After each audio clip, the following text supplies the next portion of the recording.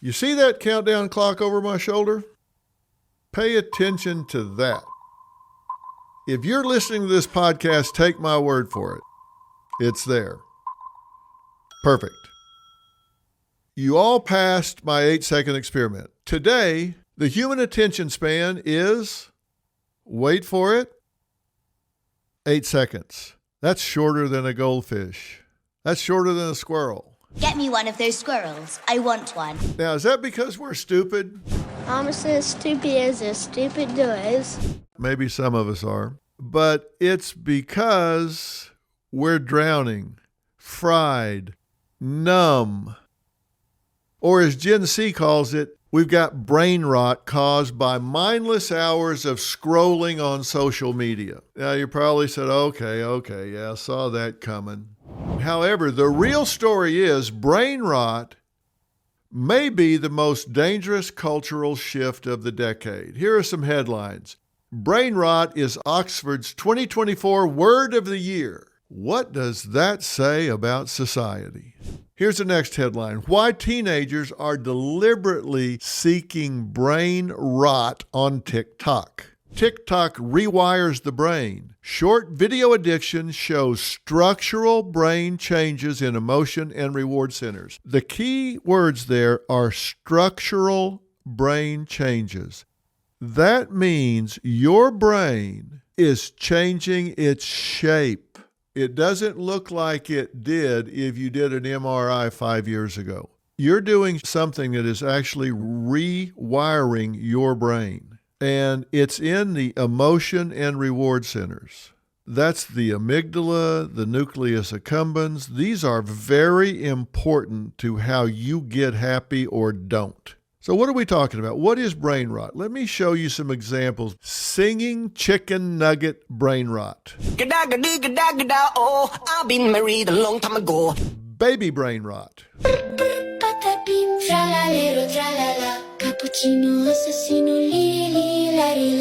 Brain rot quizzes. I've been running into you in my head, in between what blank. It's social media content, words, memes, videos that often have no meaning in the real world.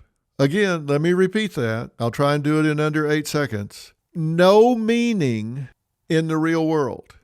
It's nonsensical, repetitive content aimed at children designed with one goal: monetization through hypnotization. According to the Oxford Dictionary, brain rot is a deterioration of a person's mental and intellectual state, especially as a result of overconsumption of material considered to be trivial or unchallenging, like on TikTok. It's fast-paced, colorful, stimulating, chaotic, and it's addicting. There are even content farms mass-producing this drivel, engineered for maximum brain rot and clicks. Why? Because we're consuming it so fast, they're having to mass produce it. Can you believe it? Brain rot is not a medical diagnosis.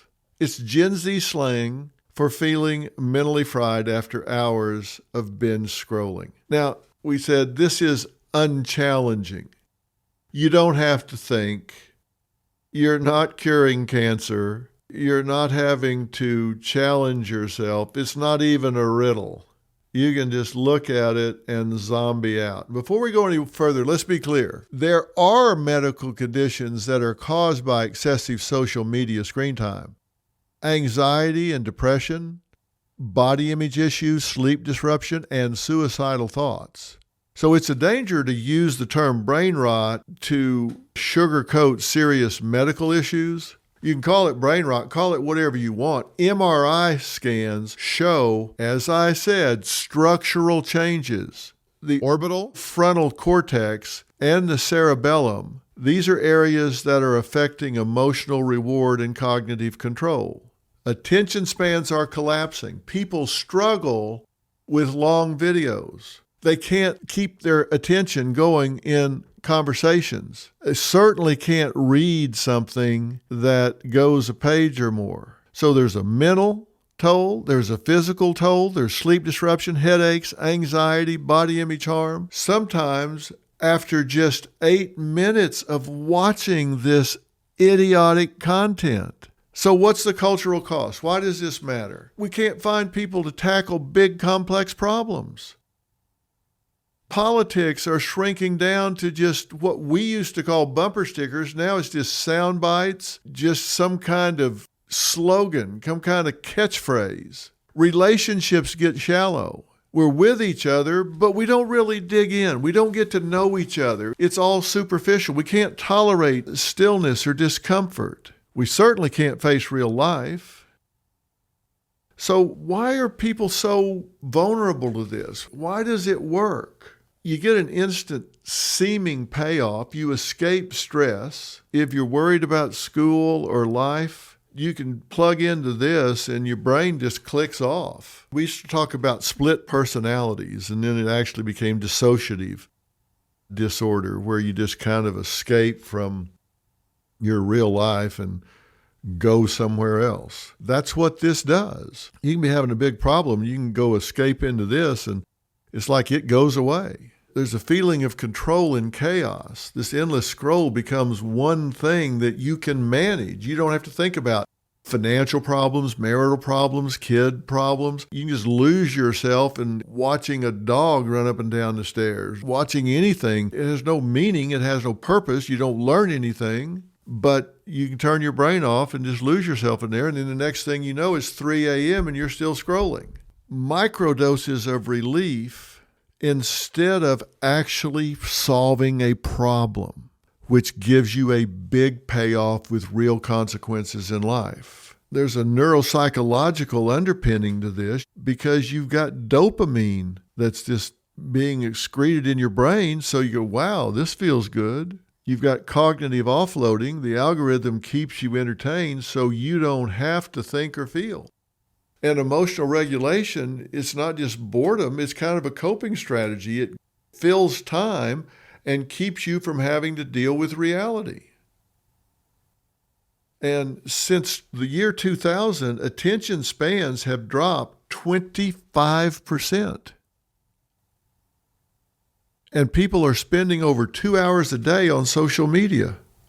We're talking epidemic here because 95% of U.S. teens have smartphones, and almost half of them are online almost constantly.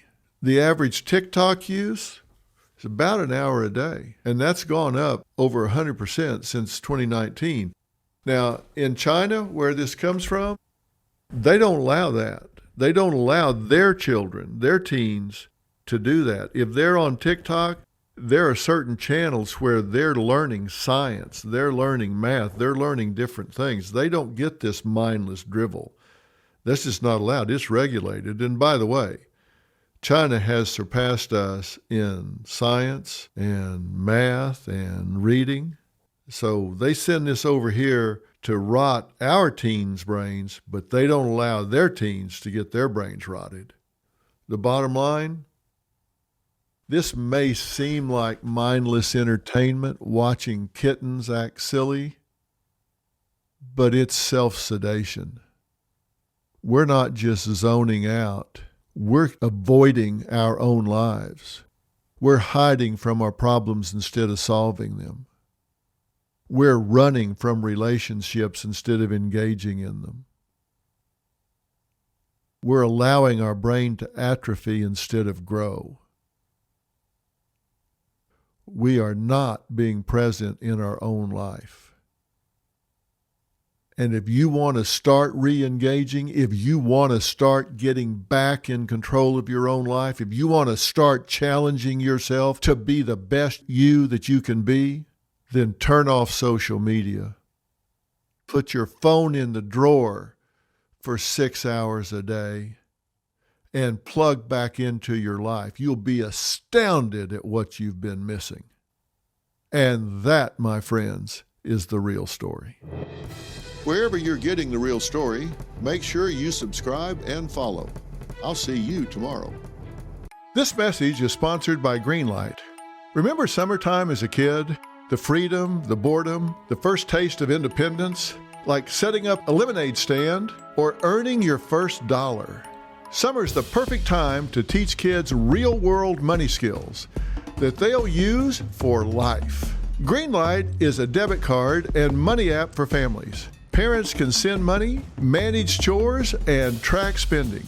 Kids learn to save, invest, and spend wisely, all in a fun game-like experience. My producer LaFern and her son David use it and love it. I wish I had Greenlight when my kids got their first allowance.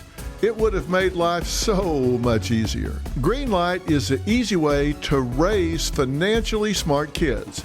Don't wait to teach your kids real-world money skills. Start your risk-free trial today at greenlight.com/Phil. That's greenlight.com/Phil.